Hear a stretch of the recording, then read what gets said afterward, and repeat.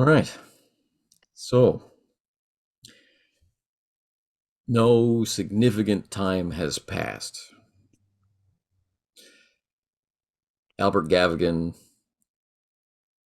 was in serious condition when you rescued him, right?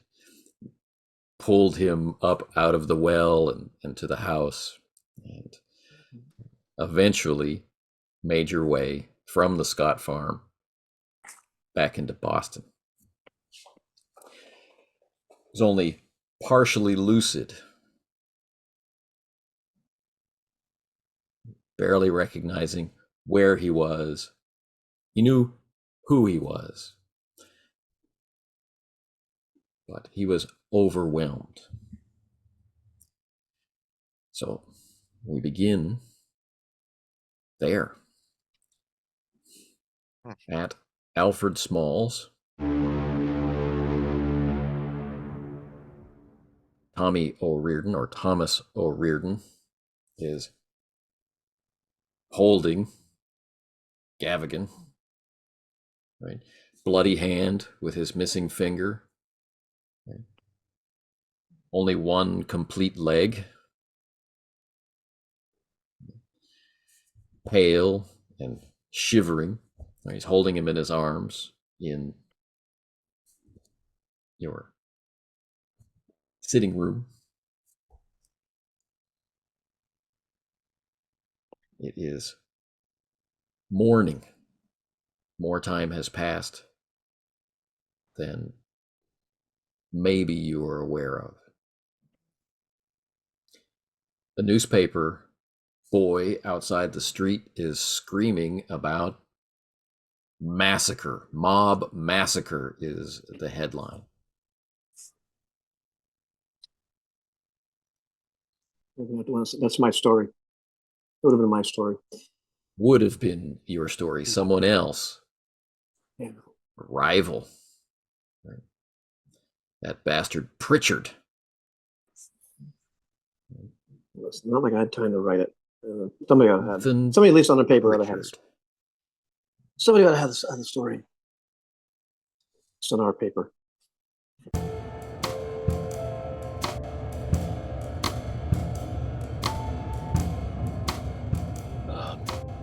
Well, we've got to get Mr. Gavigan to the hospital. He's in dire need of help.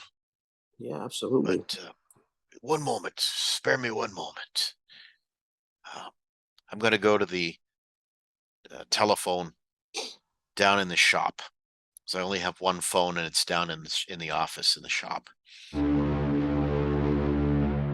going to call the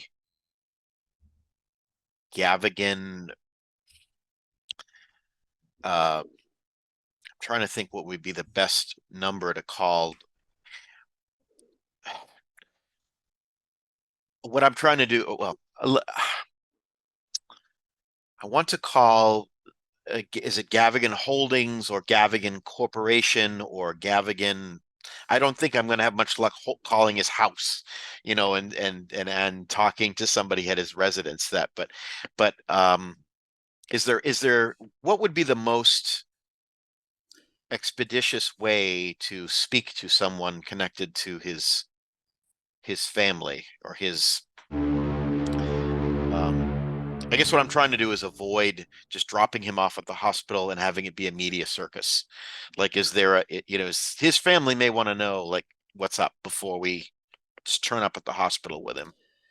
It's all very true. And if you were more tightly connected to the real business world, if you were able to operate in those circles, the answer would probably be obvious. But over the last few years, as the economy has collapsed, as the antique business has become less and less reliable, as your credit has been falling, those connections aren't obvious. And what is the real way to get in touch with the real people? The phone book has lots of listings for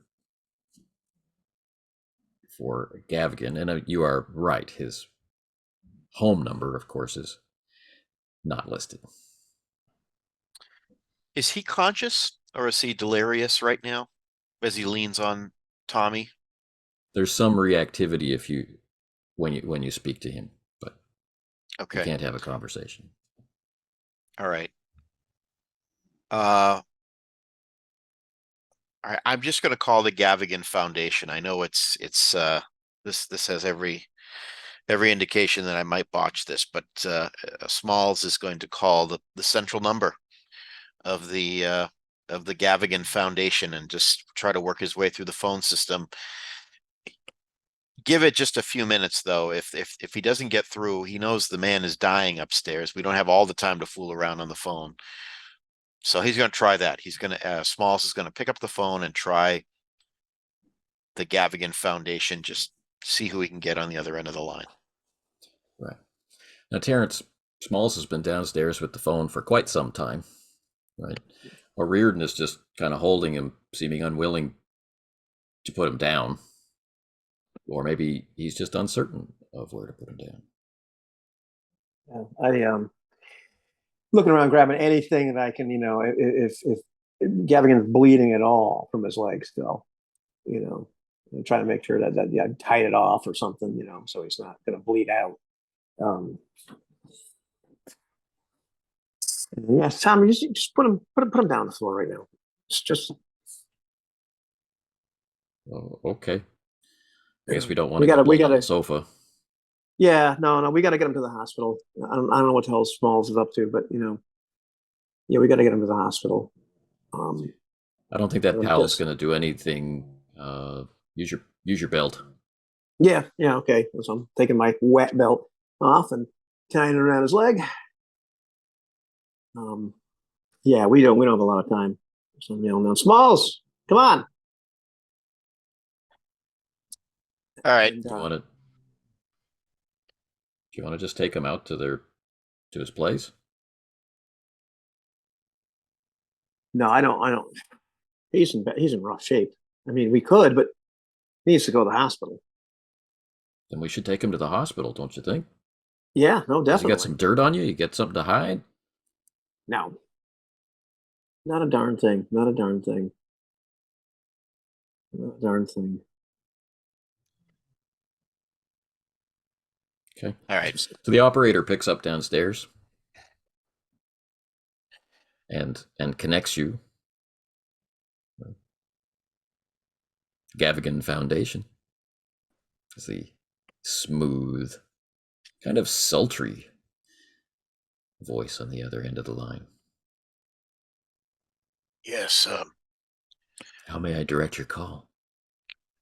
I need to be. Hello, my name is Alfred Smalls, and I need to be directed to someone that can handle a matter of great urgency and great discretion. It involves Mr. Gavigan himself. He's been missing. We found him.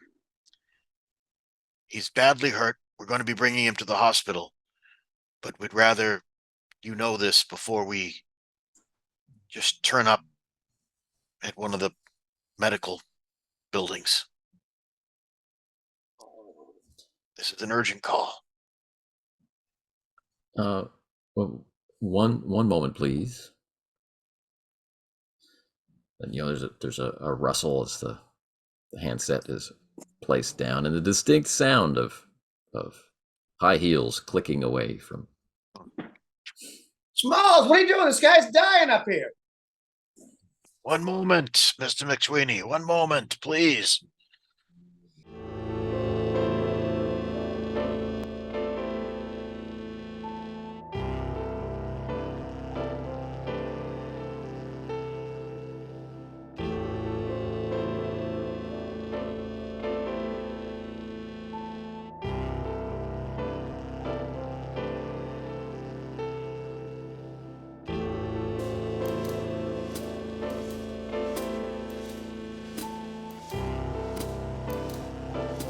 November 1931 is kind to few, least of all the little guys caught between the cold shoreline, the crummy breadline, and the frontline violence of mobsters and G-men.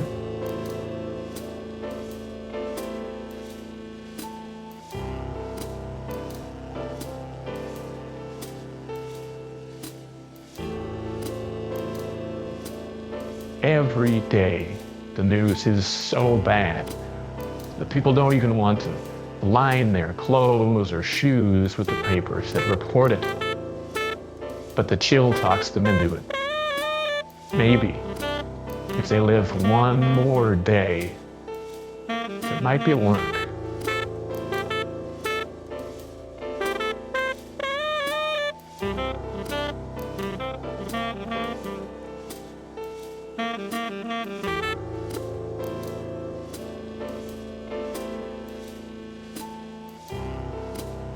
Although the suffering and the violence are getting worse every day, the papers take any opportunity to write about something else. Scandals, gangsters, socialists and socialites. Hundreds of small fry jump or get jumped every night. But if one rich guy stumbles,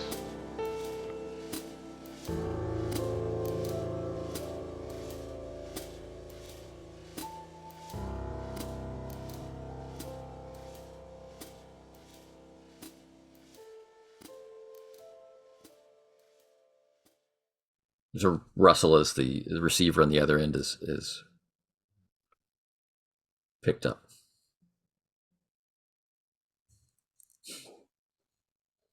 Who exactly is speaking? My name is Mr. Alfred Smalls. Well-educated voice on the other end of the line. Yes, Mr. Smalls. What is your location? We will send a car around. Please do. I'm on Newbury Street, 1234 Newbury Street. Please hurry. All right, Mr. Smalls, stay there. Very good. Click. And I'll huff and puff my way up the stairs breathlessly. Terrence. Did you call a cab? Like we gotta go. He's gonna die. I called the Gavigan Foundation. They're sending a car. For what? For To take him to the hospital? I imagine, yes. But whatever they're going to do when they get here. I didn't want to just take Mr. Gavigan to the hospital into the middle of a media circus. I thought his own people might want to know. It's not a circus. It's reporting the news. Well, whatever you want to call it, I thought his people might want to know before we just brought him there. Okay, well now they know. Right, they're coming to get him. Oh, Jesus. All right. They might appreciate our discretion in all this. Great. You mind? And I'm like going right over to the cabinet where the whiskey is. Do you mind, Have at it. Tommy? You want a belt? No. Okay. So I take a very small belt, but just at this point, reflexively, it seems like a good thing to do. Yeah, it doesn't look good. I don't think it's got a lot of time. I just hope they actually take him to the hospital. Me too. You Looking anxiously out the window every 2 seconds. We should get him downstairs, ready to go. All right. Tommy. Come on, Tommy. I'll give you a hand. I'll give you a hand. We need some blankets. We got to wrap him up. Yeah. Where did we find him? Think. People are coming to collect him. Tommy's getting right. a little angry and a little bit like he's in the searchlights. Well, you know what? We tell him the truth. We found him at the farm, the Scott farm. Follow a lead because we thought he'd have been abducted there. The truth. I mean, in a roundabout sort of way. And I got to write some kind of story that makes some kind of sense. Okay. Why were we at the Scott farm? Well, Smalls, because we were investigating anyway, but we heard he'd been abducted. Well, So we thought might have been there, right? I thought that maybe I could get a bead on some antiques. The old Scott Farm. I knew there'd No, been an no, no, auction. no, no. That's not going to work. We knew he'd been taken from Driscoll's place. Just wasn't Oh, sure we did? by where, by who. Did you report it? Yeah, because I didn't have a whole story.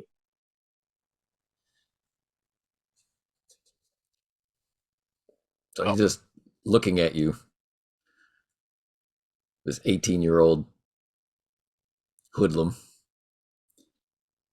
I say we found him outside on the street, badly injured. Maybe he's been hit by a trolley or a car. Okay, let's do that then. Story's Okay. different then.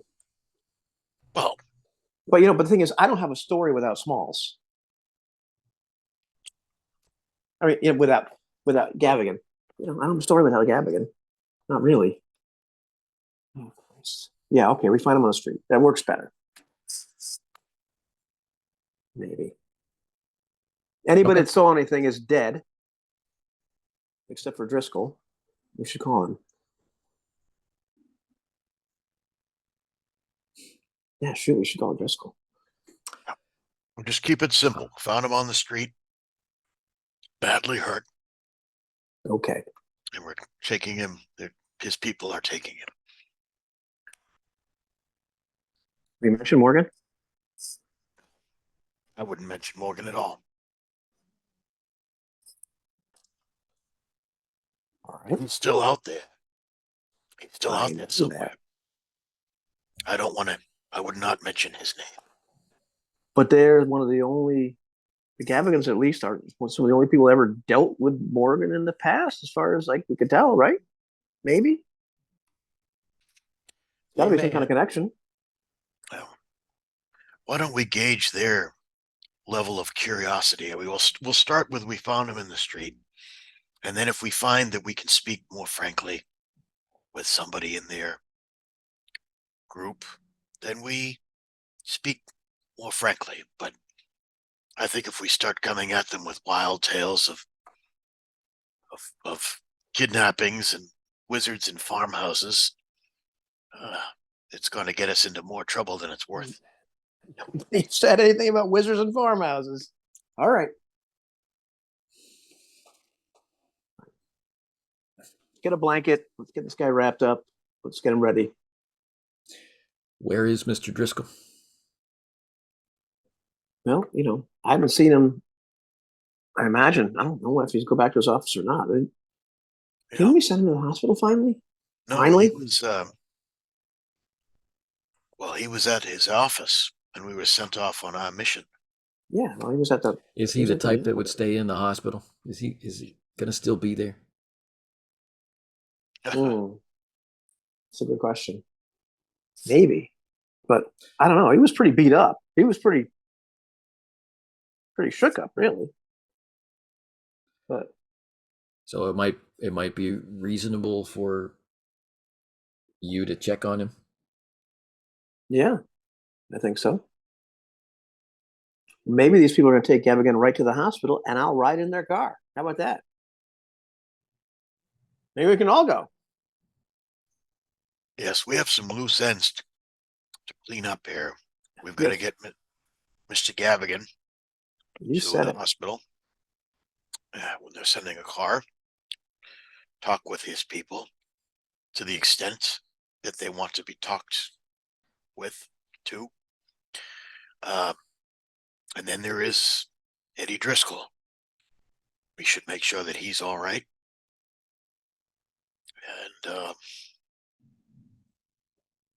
take it from there. Oh, Christ, McGinnis, too. I don't. Yeah, well, maybe we can call him. Anyhow. All right. How soon do they say they're going to be here? I'm sure they'll be here within minutes. If they're not, we're going to have to get another. We're going to have to. He's not going to. We can't wait on them too long. I know that. I've been trying to tell you. All right, so I'm helping Tommy at this point. Get Gavigan downstairs, grabbing one of Small's blankets, and So as you're getting him wrapping ready up to go. Gavigan, Yeah. he's whispering. It sounded like breathing when you were having your polite discussion with Alfred Smalls about the flight of time. Right. But as you are close and wrapping him up, he's whispering. He's saying, "Burn the books. Burn the books. Burn the books." Right. Right. The book's gone.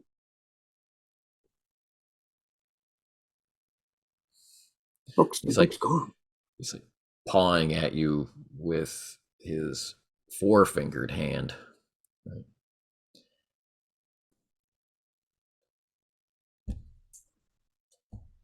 3 books.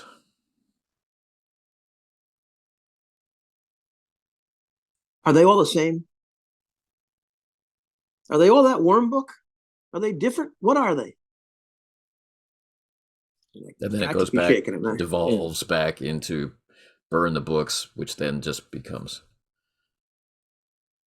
breathing.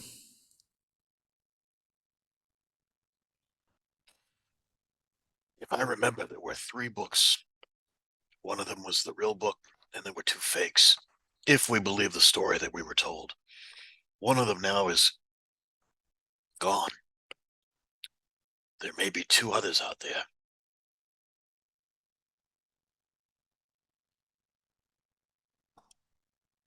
Yeah. And that's going to be the biggest story of the century. I don't know about that. But it'd be a nice story to have. Well, there is the auction house. We have not gone to the auction house where the books were taken from several days ago. Seems like it's been weeks, but really it's only been days since we've started this whole adventure. So I've got one hand on, so I was like, us on Gavigan. It's like, well, why are we going to go someplace they've been stolen from? They're not there. And when did we start to save the world? Well, I thought you were chasing down a story. Stolen property might make a good angle on some of this. I mean, why not go to a place where their theft has occurred? Every time I've gone to a place, never mind. I don't have a real good track record with going to places relating to this. Well, maybe our luck will change. The bell rings. Oh, that must be them. And he'll hasten to the door. Look out the window first, and then unlatch. Assuming it's if I see anybody that would, it looks like it's the Gavigan crew, then I'll open it up. There's a very fine, very large car, badly parked, as if other vehicular traffic is entirely unimportant. And a very smartly dressed young man. The right tie, the right shirt, showing the right amount under the right coat, under the right hat. It comes flanked by 2 older men treating him with great deference in the way that money makes people change. The bell rings again. All right. I will fling open the door. Inside, right this way. Thank goodness you've arrived. All right. And get them to where Terrence and Tommy are bringing Gavigan all wrapped up to the front. Down the stairs into the shop. Okay. So the very well-dressed man, looking between the 3 of you, no reaction to the state of Albert Gavigan. He's paying attention to the three of you. And then he gestures to a much less perfectly dressed individual, much cheaper clothes that looks slept in.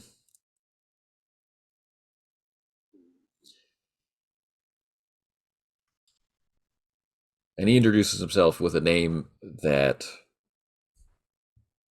is recognized by Terrence. I'm Lieutenant Washburn.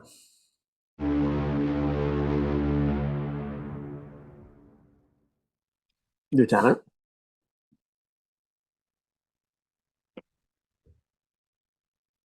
And as the people are hoisting Gavigan up and carefully taking him from the room, he says, and I have some questions for you, and the notebook comes out.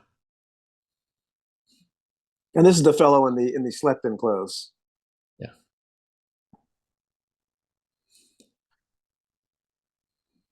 Is your name, by any chance, Terrence McSweeney, and do you work for the Boston Post? One and only. I have lots of questions for you.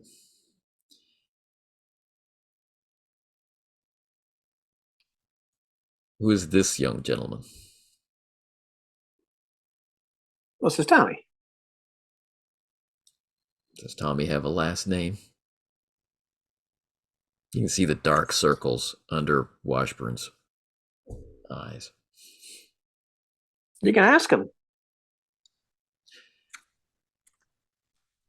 But I asked you. What? I don't know everybody's last name. Where are they taking him? And who's that? Who's that fella? You know, the one of the Gavigans?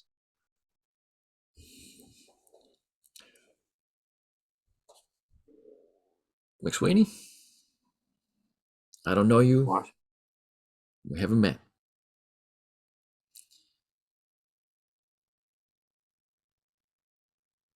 I feel like I should say we can do this the easy way or the hard way. Okay. I want to let you know I'm really tired. I've been up all night. I bet you have. You look it. I spent all day yesterday in your friend's abattoir of an office.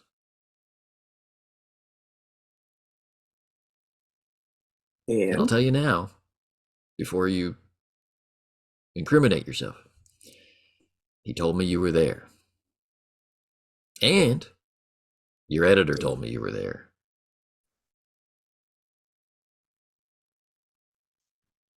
right. Yeah, I I was have there. lots of questions for you. Then he turns on Smalls. And I want to know if you were there. Yes, I was, sir. And I want to know if this young man was there.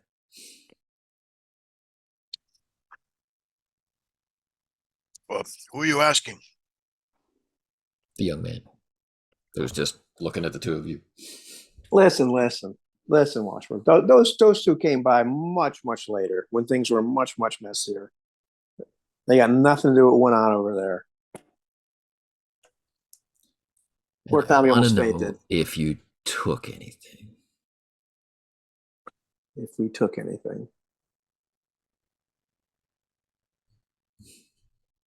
That's what I Nothing want to but know. yeah, nothing but pictures and the Morgans, not the Morgans, the O'Shaughnessy's took those from us. You know how the mobsters are. Of course, they're not too much trouble now, are they? No offense, Tommy.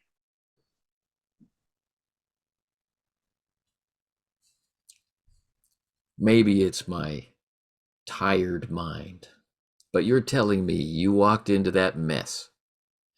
You took pictures. The dead men took your pictures. Oh, no. We took pictures before. Not there. We didn't take a damn thing then. I was lucky to get out of there with my sanity. So he looks at the perfectly dressed man. The perfectly dressed man looks at him impassively. Then he looks at Smalls. You understood my question. I believe so. But I, So why don't I understand his answer? What am I missing? well, Lieutenant, it has been a very unsettling series of days for all of us. And frankly, um, what's important now is that Mr. Gavigan is getting the medical attention that he so desperately needs. I can tell you that we did not perpetrate the violence that you see on this poor man's body, but we were able to extricate him from those that did do him harm. And we'd like to, we thought we were doing the right thing by calling the Gavigan Foundation the Gavigan people so that they could further attend to him with sensitivity. So I suppose we could, I don't know if that answers your question or if it causes you to doubt us even more, but you must understand that we've been through a remarkable series of days. We've done nothing criminal. And we simply wish to help. A citizen has a certain obligation to report a crime. We haven't had any opportunities to report anything, sir. Now, if you'd Listen, like to, I called my editor as soon as I walked into that mess and said, listen, it's going to be a show. Get a reporter over there. But I said, and call the police. Very true. You did that. So you put the paper above the law. No, I knew he was going to be able to make the calls.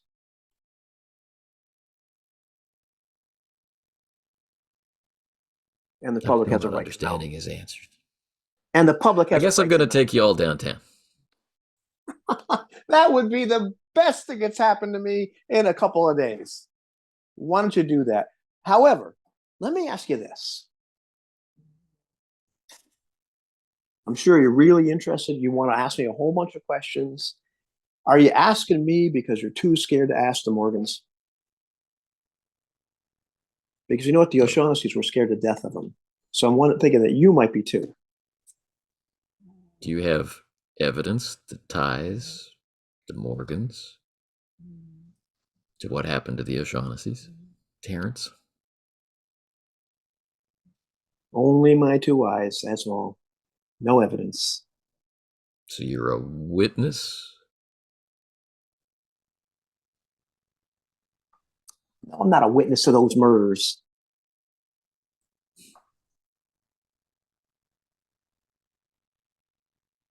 I mean, I understand if you're scared to admit, if you think that if you're a witness, you. No, I didn't witness that. But I've had some pretty awful run-ins with Mr. Morgan. And I know for a fact that the consultant, he didn't particularly like him. He was scared to death of him. The consultant. You know what I mean. Edward Call? Yeah, Call. I see. Are you willing to go on the record? Sure, why not? Well, and I'm already looking at Smalls and Tommy, like, with raised eyes, like so much work we met him on the street without actually saying it. Yeah. And that's when he drops the next bomb. So where did you find Mr. Gavigan? We found him at the Scott's farm in a series of in a cave underneath the house, practically. And that's the last time I saw Mr. Morgan. And if you want to go to the Scott's farm with me right now, I can show you exactly where we found him. But you better bring a rope. Okay. Let's do that. Let's. This gentleman, he's a lawyer for the Gavigans. by luck, I happened to be talking to him on a related matter.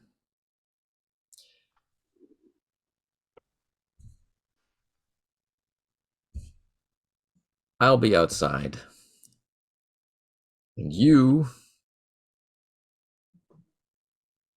three will come with me to the scene of the crime and fill me in. Sounds good. Sounds like a plan. And I look at poor Tommy. It's like, And he steps over to, he's going, headed toward the door, spots the phone, goes to the phone, and just starts making calls without even a by your leave. I will be quiet. I'm not going to interfere at this juncture. Just let him do his thing. Discretion is the best policy here. He's reporting who he found, and he's reporting why he's there, and he's calling for cars and dogs and the like. The lawyer, meanwhile, simply hands you a card. On the front, it's just a standard card for the foundation. This foundation primarily does charitable acts in the city of Boston. On the back, already written, by hand in a beautiful flowing script, is the contact number. It says, it was not public knowledge that Mr. Gavigan was missing, and we are quite willing to negotiate a settlement for your complete discretion on his whereabouts, any activities he may have been involved in, anything peculiar he may have said. I believe this all makes sense. We will say nothing about Mr. Gavigan, and it will be worth your while. I can appreciate that. The test of your loyalty will be your interview with the police. Satisfy me that you will not mention Mr. Gavigan, and you'll be paid handsomely.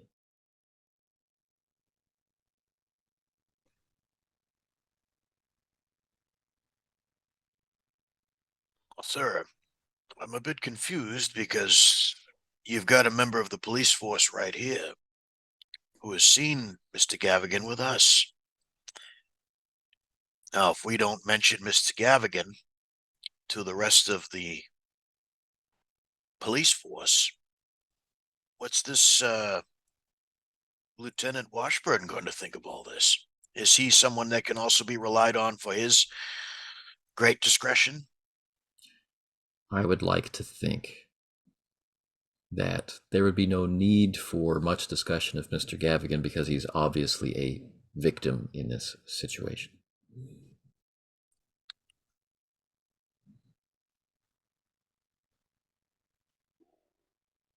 Well, I hope that he's given appropriate medical.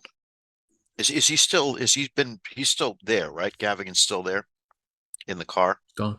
Oh, he's gone. Okay. So all right.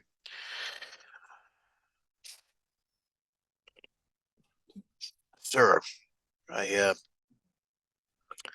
want you to understand that Mr. McSweeney and myself have been through quite a terrible few days. And frankly, we've been put in so many vices by so many different people with so many different motives that Don't misunderstand. I seek to protect the Gavigan's reputation. That's all. understood. That would be a service that you're doing for us. You'd be helping us, and you should be paid well for such service. I'm certain that there's nothing about Mr. Gavigan's behavior that will help the police in any way in their investigation, and could only harm Mr. Gavigan. Fair enough. We'll try to be as discreet as we can be. You can be the judge of how well we do. You talked to Driscoll about this too? Mr. I'm waiting for his name. Eddie Driscoll? Yeah, did Have you we talk to Driscoll spoken about to this? Mr. Edward Driscoll of Confidential Investigations, who's so often in the newspaper? Yeah, that one. Have you offered him Do the I same thing? need to speak with Mr. Driscoll, you're telling me? And I'm sorry, I didn't get your name. Do you know the whereabouts of Mr. Driscoll?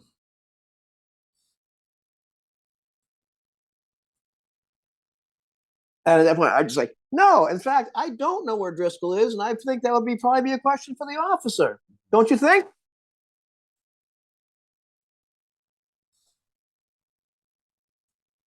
Because if I heard you right, you're asking me to withhold evidence, and so you'll pay me for that. I'm saying this very loudly. Now, no matter how loud your telephone conversation is, you could not possibly not hear me. So maybe I misunderstood you. He tucks the card away, bids you good day, and walks out. I don't like that guy. I could have paid my rent for 2 years. Well, I still have one of his cards, yeah? No, Oh, no? He kind of flashed it and then took it back? Yeah.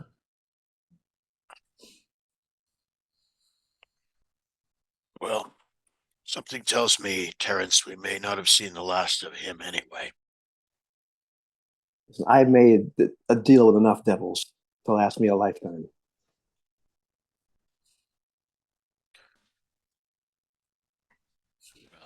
Washburn gets off the phone. I heard about you, McSweeney. Yeah? Good stuff, I hope. guess what I heard was true. All right. You're a firecracker. Listen, this guy was trying to pay us to like keep quiet. Or at least if anything was going on with Gavigan, he wants that not to be evidence. Or not to mention him.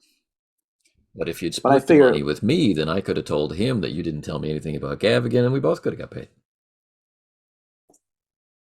That's true, but I figure you're like me, and you're after the truth. Oh, you're after the truth. Oh. I want to believe in the truth, that humanity wants to know this, that there are good people out there that are never mind.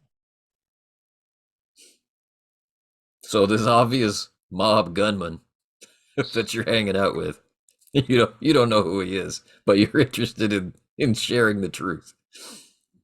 He's a kid. Oh, I know. Listen. If he was if he was 30, like if he had his, if he was already old and crusty, yeah, maybe. But he's a kid. He doesn't know what he's doing yet. No offense, Tommy.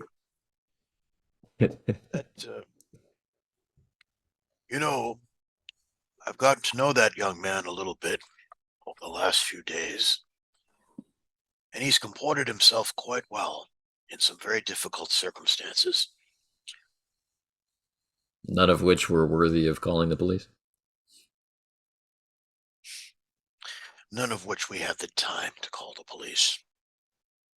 While you're sitting here mopping everything up, we were very busy. All right. And I've known Tommy here for longer than I've known you. And I must say that I've been much more impressed with the content of his character than yours.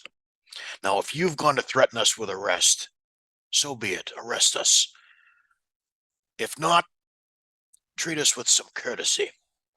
We may have answers for you yet, but it will not be under the circumstances where you treat us less than decent people. Because I'm not convinced that you're a decent person. I am convinced, and I point to Tommy, that he's a decent person. And I'm convinced that he's a decent person. I point to McSweeney. But you have yet to convince me. I think you need to convince me of a few things. So, why is it that you feel that this Tommy is a decent person? He has excellent taste in donuts.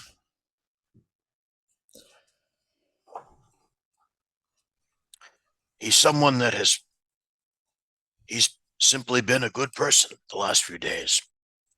The things that you notice about a person, the way they comport themselves, the way that he thought that I was in danger, and he was very concerned for my well-being. And that impresses me quite a bit. I think he's got my well-being at heart. I'm not as convinced that the police have my well-being at heart.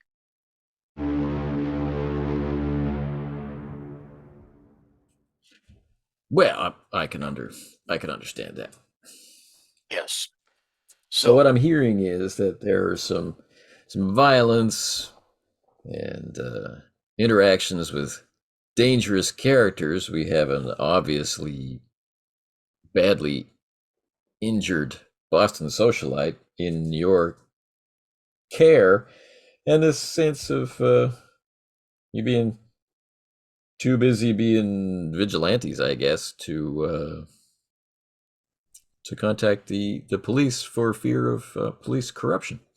So when I take you guys out to the Scott farm, what are we going to find out there?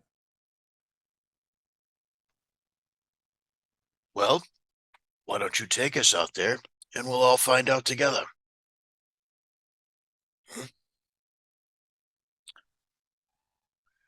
We'll try to answer your questions as directly as we can. But beyond that, Lieutenant, I'm sorry. I think everything that you have right now, you've concocted quite a narrative of vigilantism and socialites and violence, but I don't see how it's all connected. And I have a hard time believing that any jury would have would figure it out either. So, yeah, maybe. Unless you've got sound charges, then what have you got?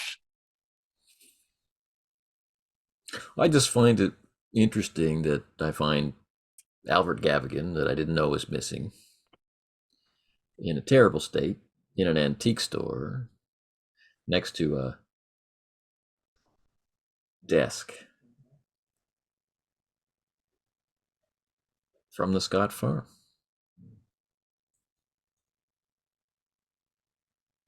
See, I know it's from the Scott farm because of those stars on it. And how would you know And that those stars connected to the Scott I got a farm? dead man. I got a dead man who fell from grace because of events at the Scott farm, with pretty much everybody he knows dead with him, chopped up into little pieces.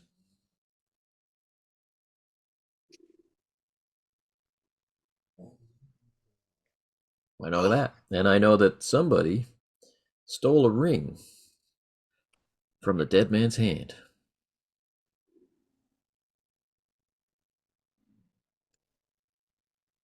What are you looking for a ring for? And why do you think somebody stole it? Evidence. According to his wife, this is a heavy silver signet ring. She's not sure if it was white gold, but either way, heavy ring and an antique, and it's just that's an interesting,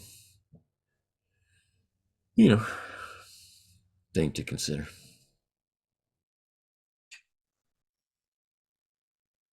I'm just curious what we'll find out at the Scott Farm, what evidence we'll find out there of violence. Certainly we'll find no phone. I won't fault you for not being able to call me from the Scott Farm.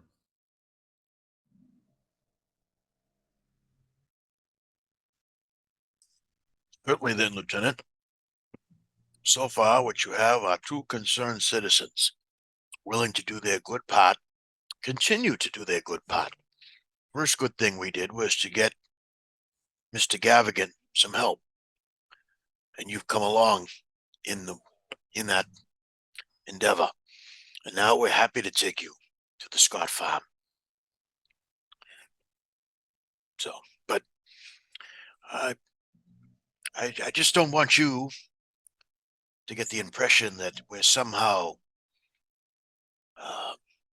anything but good, law-abiding citizens. So I'm willing to assume that you have our best interests at heart, if you're willing to assume that we are good people and have done nothing but honorable things over the last few days. You know why I have this notebook, Mr. Smalls? Why is that? Because I believe in innocent until proven guilty. Doesn't sell papers. Only guilty sells papers. Well, that's good. Perhaps we got off on the wrong foot. You're obviously tired. We're tired too. Perhaps we've all been put through the ringer in various ways. But let's go to the Scott Farm together, and we'll show you what we can. And I wasn't kidding. You're going to need some rope and some electric torches if you got them. Whatever else you guys can drum up on the force. Well, if you had been listening instead of yelling at lawyers, McSweeney, you would have heard me take your request at face value. We'll have a search team, we'll have dogs, and we'll have rope. I'm a reporter, not a tabloid reporter. I don't eavesdrop on conversations. I look at him and just smile.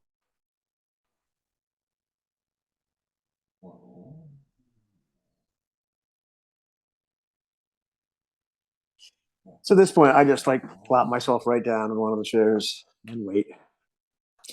So eventually, you're all picked up and transported back out to the Scott Farm.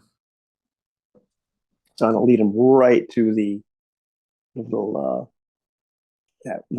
structure in the back, past down the path, It is a bright November day, not a cloud in the sky. In Boston, the snow is melting. Out here, the birds are singing.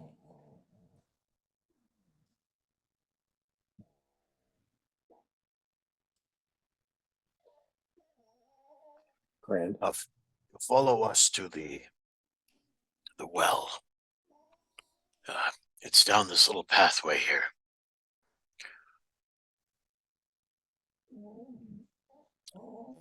Take him to the well, and then safe. If you follow the well, down the bottom of the well, there's a whole series of chambers. Subterranean rooms. There were always rumors that there were caverns down here, but we couldn't find them. So you found them? Indeed we did. How? We looked down. We got curious. We went Yeah, to and the then Why were you out here? Seriously, gentlemen, please, why would you come out here?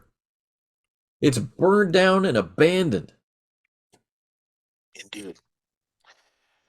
But you might recall that desk in my in my office. And that came from the Scott farm. And there may be some other artifacts that came from the farm. So we were on the trail of you may have heard about it. There were some books stolen from an auction some days ago. Yes. Okay. Books owned by Albert Gavigan. Okay. That's right. That's right. We thought that the books may have a connection to the Scott farm. So we came out this way thinking there might be we might be able to find the books or somebody who knew something of the books. But instead we found something very, very strange and awful. Strange and awful. Yes. The subterranean chambers down below. They're Well, back up though, because you want to know what we're doing here? We're on the trail of the Hermetic Order of the Silver Twilight, whatever the hell that is. You remember the big story that was out there? yeah. This is Hopefully that where was supposed to they. happen here. This is where they were. Yeah. Yeah. Right. Yeah, this is where Call was, So and where Gavigan was, right? And listen, this guy Well- Morgan, who you don't want to talk about, I've had a run-in with him, and he met us here. We didn't know he was coming here? I But didn't want to talk about him. I asked you. Did I have evidence? You knew about him. what I know about him, and I pull my shirt open, is that the son of a bitch had somebody carve this on my chest. And I close my shirt back up. Very interested in those damn books. Had to have been involved with all these fellas. We're trying to figure out what the hell's going on here. We thought this might have some answers. We get over here, and next thing you know, this son of a bitch makes me go down this well and open up stuff for him. And that's where we find Gavigan. yes, we're working off the theory that these books may have had a connection to the Hermetic Order of the Silver Twilight. Apparently, with the theft of the books belonging to Mr. Gavigan, well, it could be that the people associated with the order want their books back. So we were trying to establish a connection between some stolen material and this seemingly defunct group. So we thought, well, let's go out there and see what else we might be able to find. And we you got stumbled lucky and you found Albert Gavigan. Well, no pun intended. He was found in the company of someone named Jimmy White, who was a cab driver. In fact, he was the cabbie that took us out here. And while we were exploring the underground rooms, we found Mr. Gavigan with Jimmy White. Looks like Jimmy had done some terrible violence to Mr. Gavigan.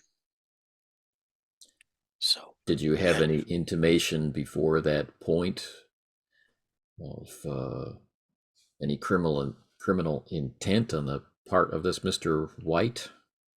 no, Yeah, he's we thought we thought he was simply the cabbie. He took us out to the farm, and he seemed to know a fair deal about the farm and its history. And we just thought, well, that's just a cab driver for you. They know many things.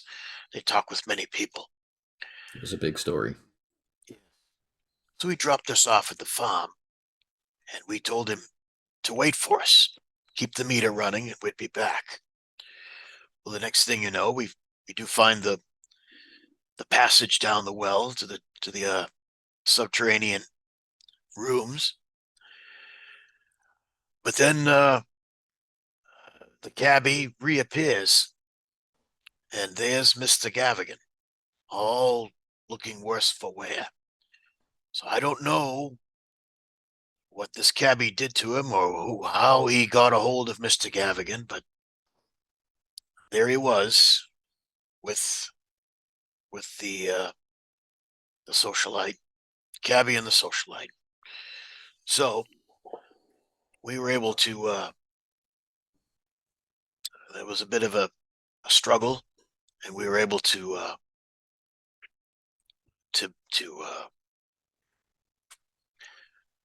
what, ensure Mr. that Smalls? well, to be honest, it was quite the fracas. I don't even know how to pronounce that. Well, my French teacher would say fracas. Fracas it is. The officers at the precinct would say fight. Yeah. Yes, there A was a bit Donnybrook. of a Donnybrook. Yes, there was. There was a real tussle. And frankly, I think I might have been knocked out. But when I came around, Jimmy White was gone, but we had Gavigan. And we were able to get back to the city.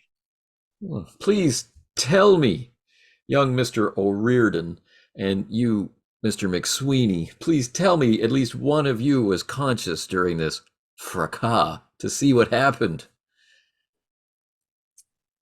Yeah. Yeah. Jimmy, who was on Morgan's payroll, and Morgan, and some manservant of his that doesn't have, what did he call him? Doesn't have irises. Left. The pen stops for a moment. And then You know, continues. the guys with the tattoos all over their faces, you know, Morgan, the chief, X. I don't know what his real name is. And they left us there. And they said they got what they were looking for. They split. And then we What were got they the looking hell for? out of here. They were looking for one of the books.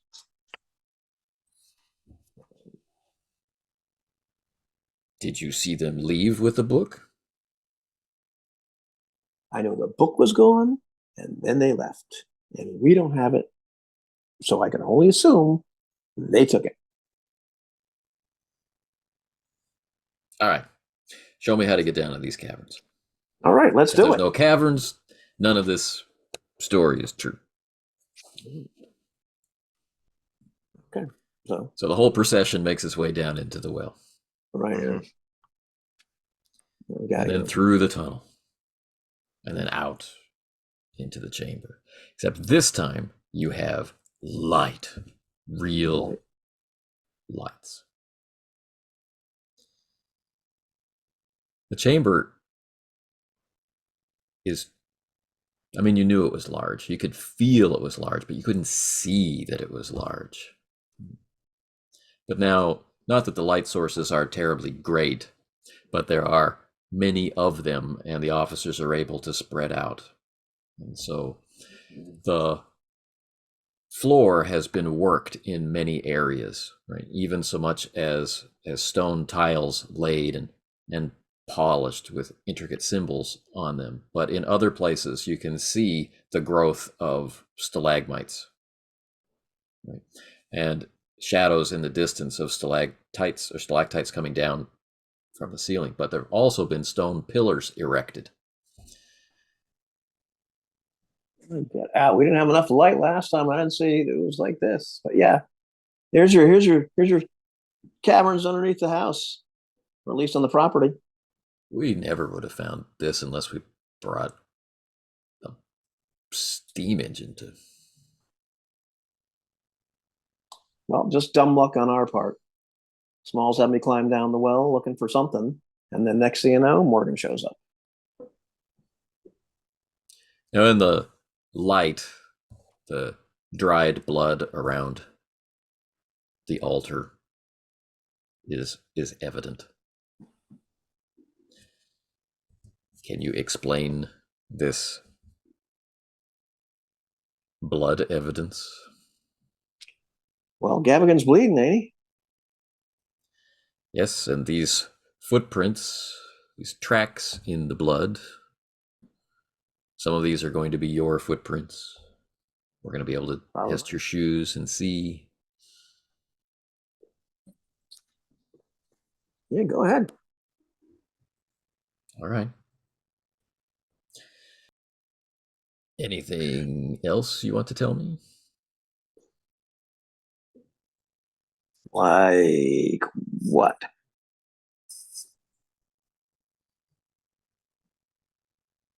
This was not fun and games down here. It really wasn't. It was It all was not quite my. yes, it was all quite disorienting. The next thing we know, we had Mr. Gavigan with us. He was obviously in such terrible shape at the hands of that terrible cab driver and whoever else the others were. And so we protested, and there was a scuffle, and I was knocked out over there by the altar for a little bit, and but like Terrence says, apparently these when I came round, the bad actors were gone, leaving just Terrence and Tommy, myself, and a very injured Mr. Gavigan. So then we just wanted to leave. So I don't think there's much else that we can tell you, unless you have a particular question that would help prod our memories. But other than that, that's pretty much it.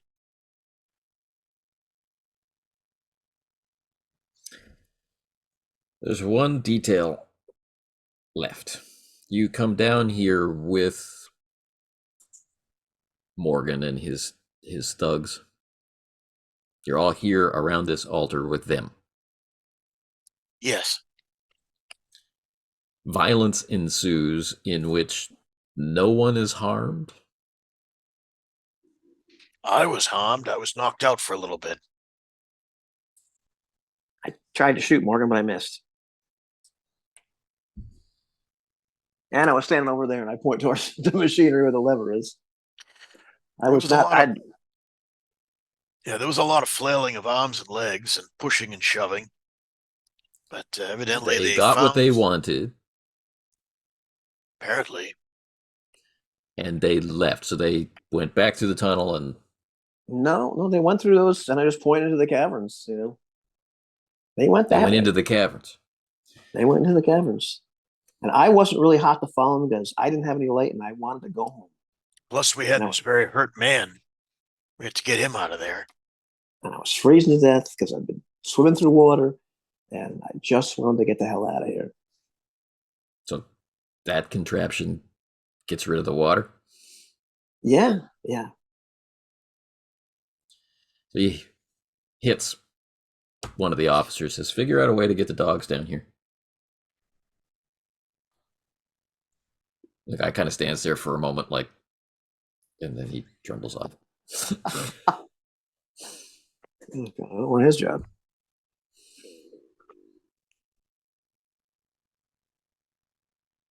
So listen, what were we going to do? Call the cops and say, "Hey, I think the members of the Hermetic Order, the Silver Twilight, have something to do with this. That our agency you guys looked at, years ago, and most of the people are dead, and now more of them are dead. You think that phone call? I would have thought you were crazy if I had taken that call, Terrence. Yeah, exactly. But you I can't exactly tell my editor. And I just say, "What? Go ahead." You just claimed that this Morgan personally carved your body. Yeah. Now that's a crime. That's a crime. I don't know for sure that he did it. So one of his thugs did. They knocked me out first. So there's more to that story too? He didn't just take a sudden dislike to you, understandably? No, we didn't take a sudden dislike. I went snooping around his warehouse. Why? Because Driscoll thought they might have some kind of connection with the books. And maybe they stole them. So your friend Eddie Driscoll is interested in finding the books. Your editor sends you to Driscoll? You go to Driscoll on your own? Driscoll calls you? My editor sends me to Driscoll because he wants a story on Gavigan, and he knows that Driscoll might be meeting with Gavigan. So it's all just usual sensational stuff. Get a story. Okay, I'll go get a story. And for the past 2 days, I've been wandering around look, I have more stories, and I can't use any of them because I can't prove anything. Okay, okay. So you meet Driscoll. Is this before or after the massacre? Well, before. Before the massacre. You meet Driscoll. He's He tooled thinks. up already. He thinks. What does he think? He He thinks there's thinks. a connection between the Morgans and the missing books. That's right. Was there any reason to talk about Gavigan? Right then, he said Gavigan had been by. And then Gavigan when had I been got by. there, Gavigan had been to his place. My editor was right. They were supposed to meet. He says, Gavigan's there, but when I'm over there, Eddie's knocked out. I wake him up. He's like, where's Gavigan? I don't know where Gavigan is. And so I figure, somebody must have taken Gavigan. And he says, Gavigan's talking about these books, blah, blah, blah. I'm like, okay, well, what kind of leads you got, Eddie?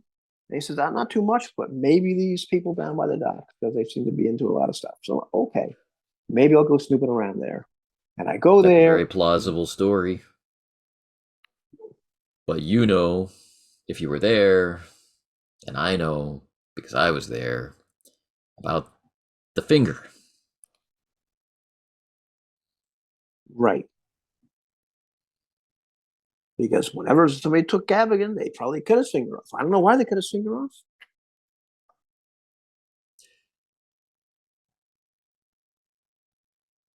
The sudden intensity in the exhausted Lieutenant Washburn comes as a shock. And the profanity as he belts out the question.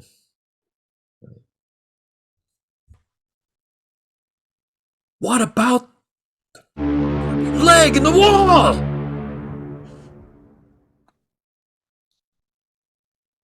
Yeah, what about it? I've been trying to figure that one out for what day is it?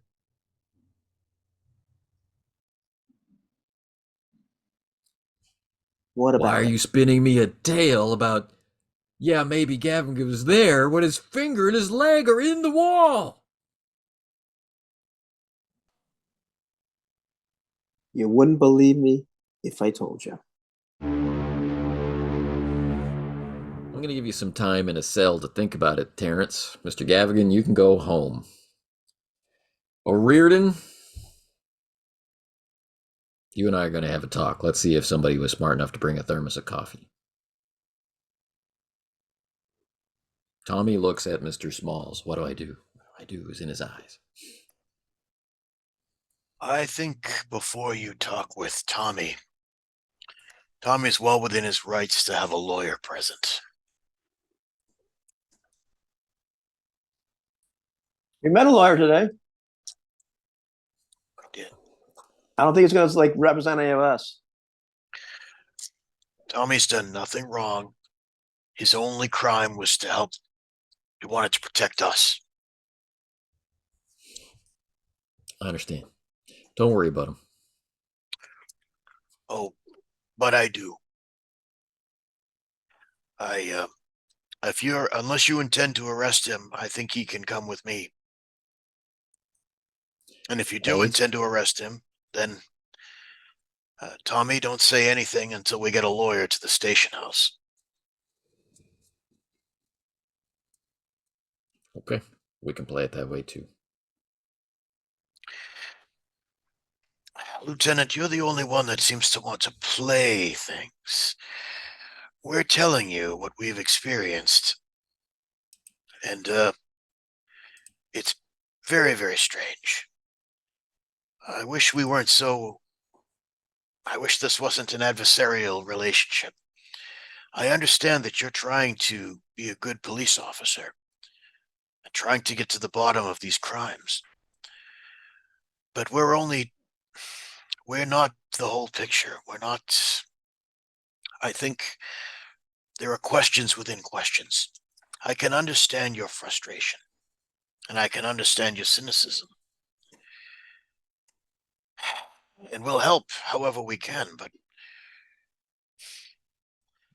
I don't know if what we can offer you in any practical sense will get you any closer to the truth.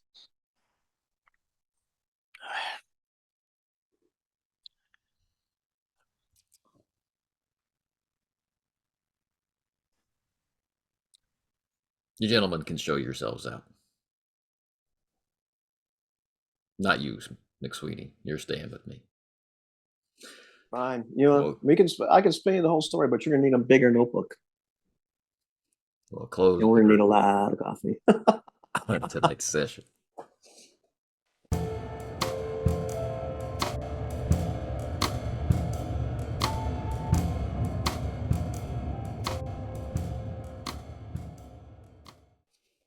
Okay. What about the effing leg in the wall? Oh God. I was wondering if that was gonna come off. Yeah. Wrestling with the dancing around. You know, how much do I dance around? And it was interesting to me to see how alive McSweeney came when he wasn't in that same situation. You know, when he was in a more mundane situation, here I've got to deal with this freaking cop. Yeah. And this dirty lawyer, and the cop's probably dirty, and you know, so it was kind of interesting to see that kind of happen, surprisingly. McSweeney has some anger issues. How about Mr. Smalls with his constitutional? Yeah. There were some speeches there, like I don't know. I was like, you know, I was like, damn, Smalls, that's you know. Yeah. I've been watching too many First Amendment audit YouTube videos or something. I don't know. Corona set, my God, like a big one. I'm like, oh. And to be transparent about system for a minute, I didn't call for any like persuasion rolls or power versus power, anything along those lines, fast talk or anything, because I rolled for Washburn to maintain his poker face. Yeah, makes sense. Yeah, the tricky part is I think, you know, how if we there's so many things. If we level with this guy, just give him all the answers, including all the crazy.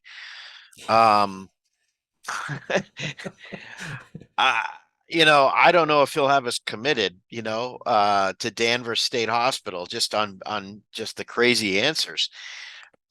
If there's also, you know, who is he owned by? Is he in the pocket of the Gavigans? Is he in the pocket of the Morgans? Is he, even if he's not in anybody's pocket, yeah, he could have us packed off to Danvers, at least for observation for a while, given the crazy answers. So,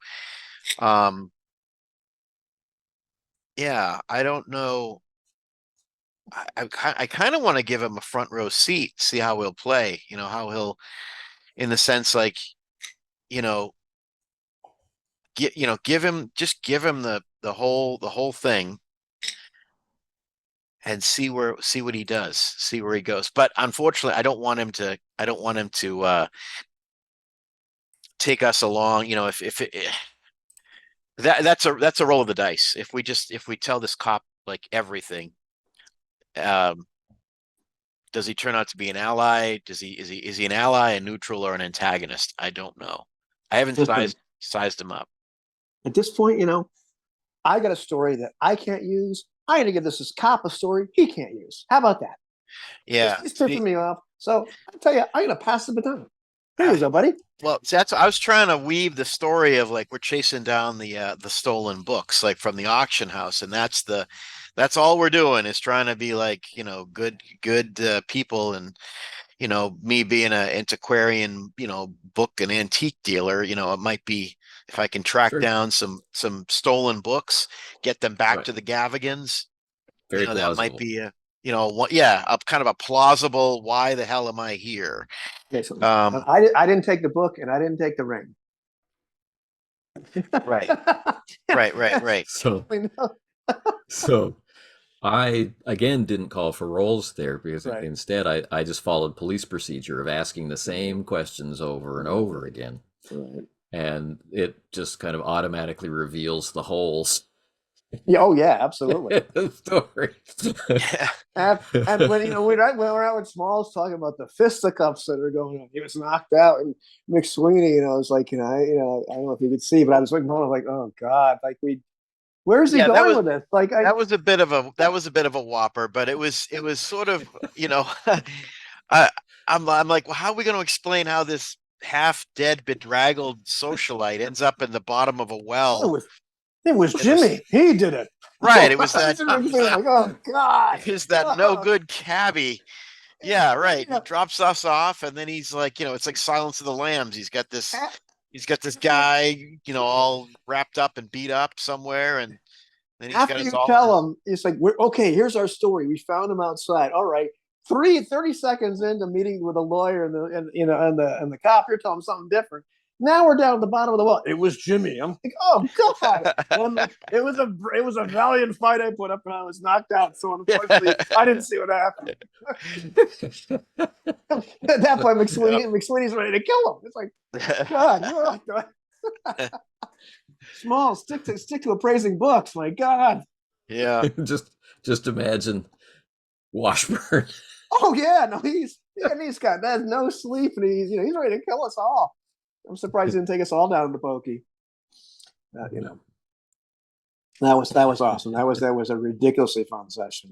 Just seeing, and I really was, for the most part, I felt myself right in McSweeney's shoes, and he was just getting more and more pissed off, and I didn't plan it that way, but it was interesting to see just how little crap it's like how he finally just blew up, because now he's with people that at least they're understandable. It's a cop,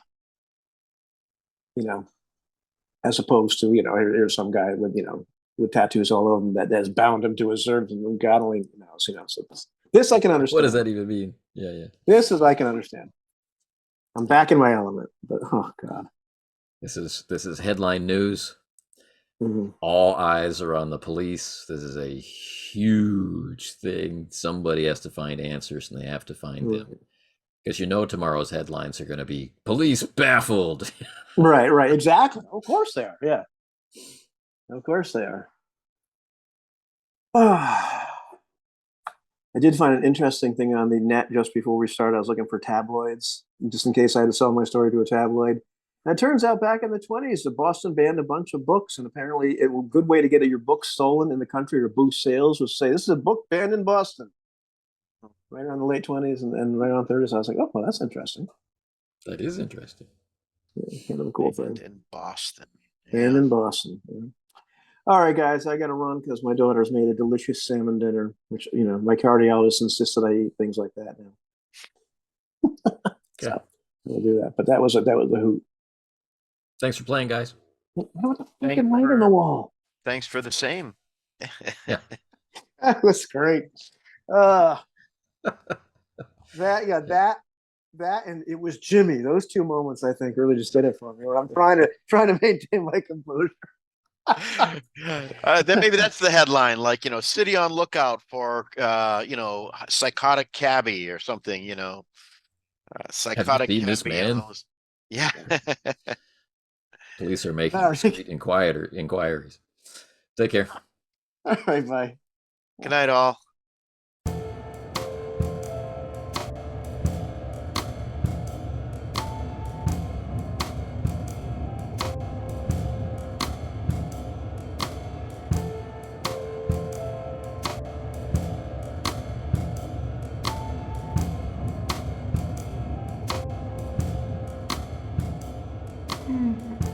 Mm-hmm.